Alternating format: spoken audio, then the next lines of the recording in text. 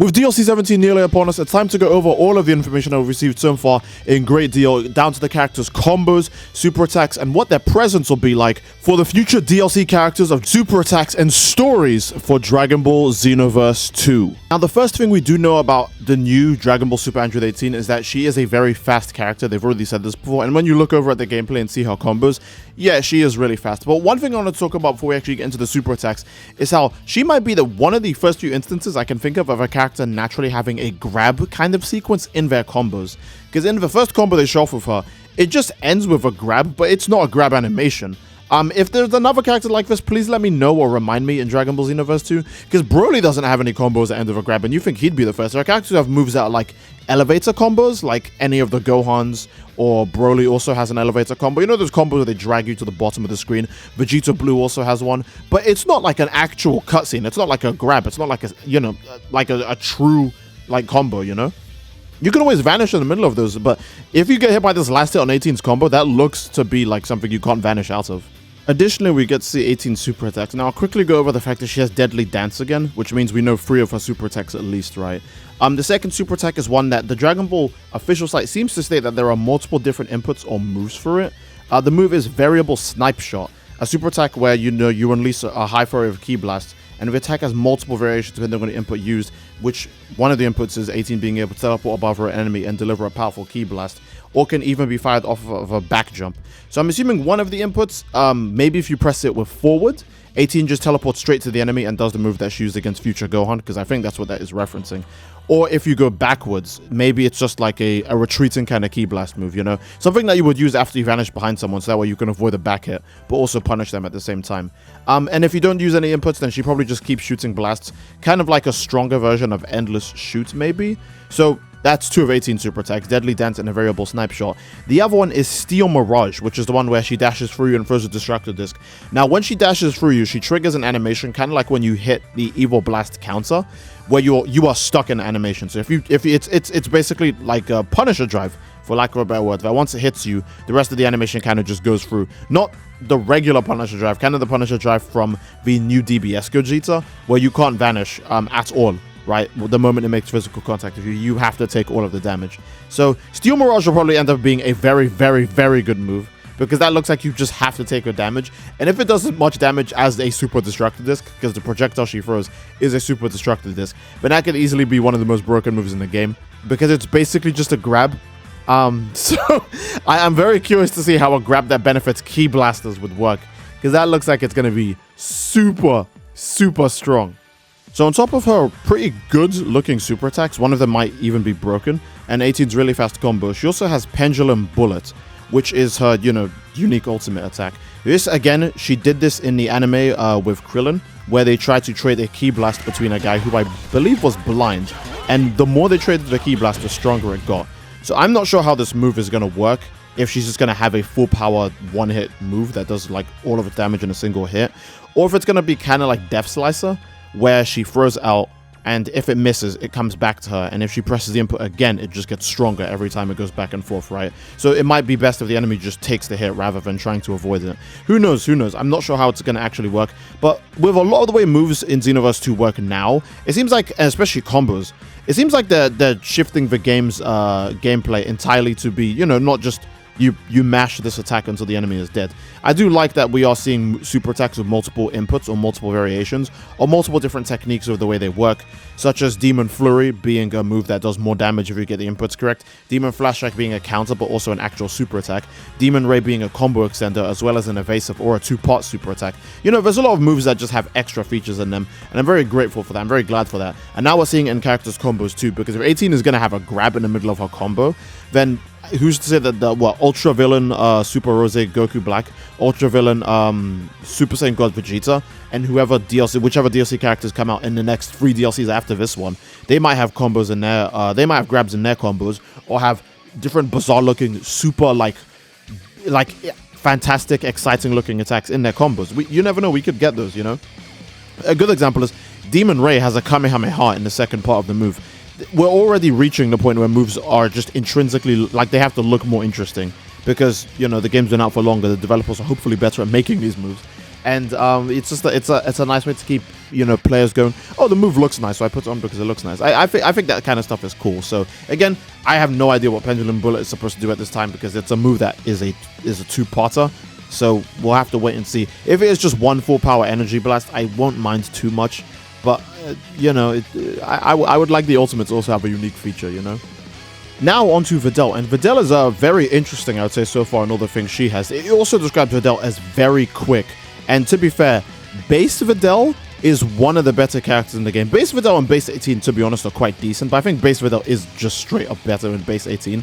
So if Videl gets the DBS Gogeta treatment, she might end up just being way stronger than she was originally. But so far, Videl has 2 new super attacks, and I don't think they show off any new super attacks. And I'll explain what I think some of the moves are. The first super attack is Seagull combination. It's actually the first one we see her use in the trailer that reveals her character, right?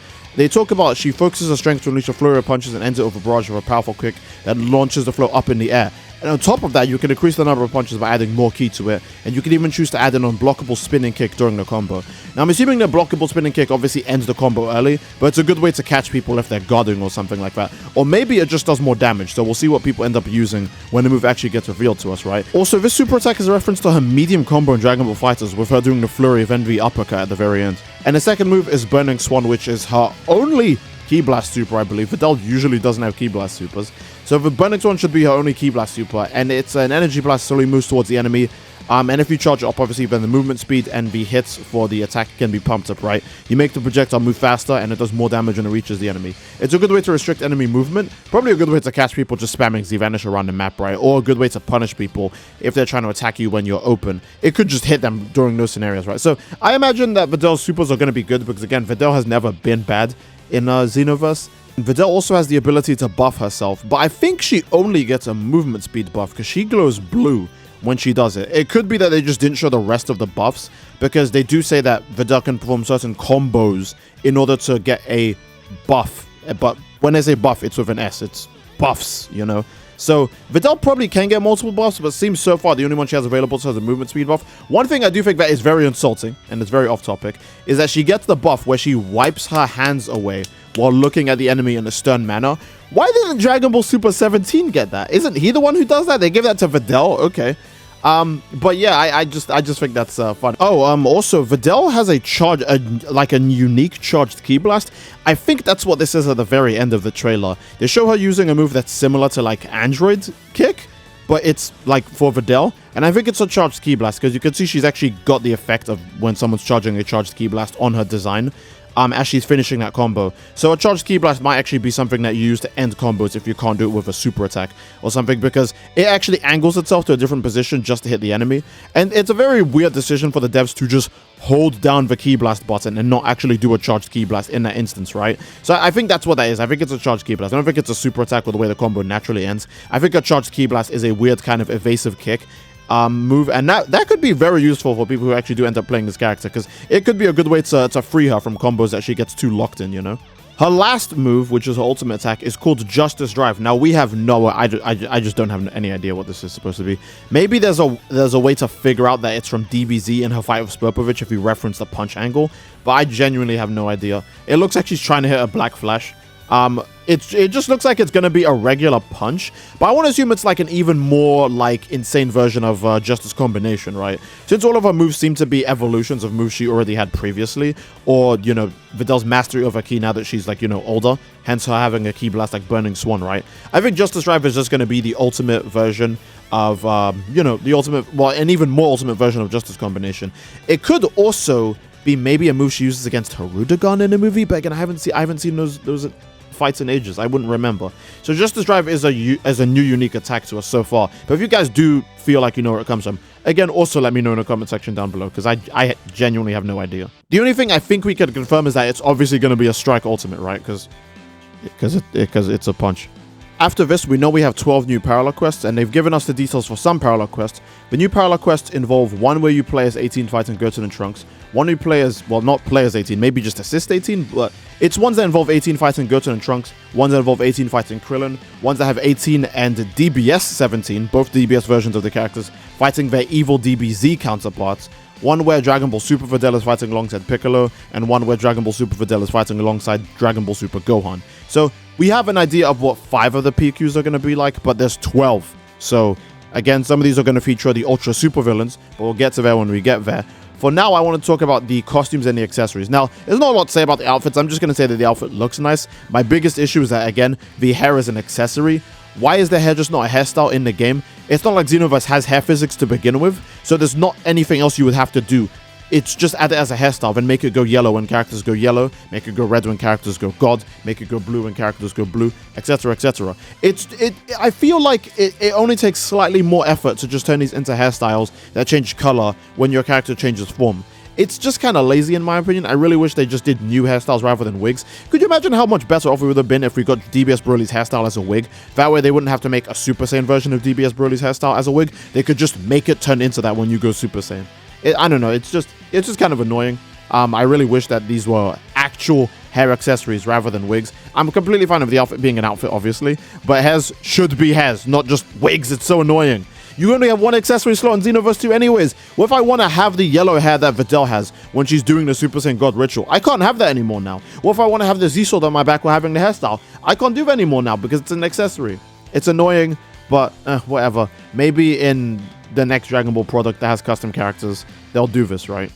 Now it's down to the Ultra Super Villains. Now, again, sadly, not a lot of information on these characters. We do know that we will get their super attacks because their super attacks already exist in at least Dragon Ball The Breakers files. A new super attack for Goku Black called Crimson Edge. In Dragon Ball The Breakers, it's called Crimson Edge, okay? I think in Xenoverse 2 we did have a different name, but I'll have to bring up the screenshot again to see if in Xenoverse 2's files its name was different, and Breakers just changed the name for no reason.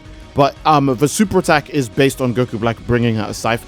And at least in Breakers, it's a short combo where you do like 3 scythe strikes, right? In Xenoverse 2, it'll probably be something else. It could just also be a short combo, but we'll have to see how it works because Breakers' super attacks do work very differently. They have like a charging up animation where they have to dash towards the opponent before they can be released. And even when sometimes they combine certain moves together to make a full move set. So maybe the scythe strikes are just only one route, like how Android Rush and Xenoverse... Well, I don't think Android Rush is in Breakers yet, but certain other combo moves that are in Breakers only have certain paths to them available. Whereas in Xenoverse 2, moves like Android Rush and Gogeta's move, the one where you combo people around the place, those moves are different depending on what input you do. So maybe the Cypher's like that as well. However, it's not out in Xenoverse 2 yet, so we don't know. But we do know it's going to be in the game, and we do know custom characters are going to have access to it. So custom characters have access to all Ultra Super Villain moves, or maybe not all, but some, because with these villain-type characters, when they have special effects on them, such as Fused to Masu or Final Form Mirror, they always make sure to restrict as much of them as possible. So we'll have to see if we actually get all of their moves. But so far, we at least get one. From each supervillain, we at least get one new move. But 12 parallel quests tells me that not only will we have the access to get 3 of 18's moves and 3 of Videl's moves, which are all new moves, they will obviously have to give space for Ultra Supervillain moves, because that's 12 parallel quests is too many. Is too many. You can't put 6 super attacks in 12 parallel quests. So I think the other 6 super attacks that will be available to us will be from the, from the Ultra Supervillain. So again, we don't know. We barely even know how much of that is going to be in the story. We do know Goku's going to have a weird, like, half-blue moment, but that's only in a cutscene, and it looks to be at the end of the DLC. So we half-blue Goku, like, weird Super Saiyan Blue Goku, Super Saiyan Blue 0.5 Goku. He's not going to have any new super attacks. He's probably not even going to be a character. So, yeah. We'll have to see again, but I think this is a good place to end the video. If you guys enjoyed the video, then obviously, again, please leave a like on the video. Don't forget to subscribe as it greatly supports the channel. And leave a comment down below as to what you'd like to see next. Love you all. I hope you enjoyed it, and I will see you all next time. Take care and peace.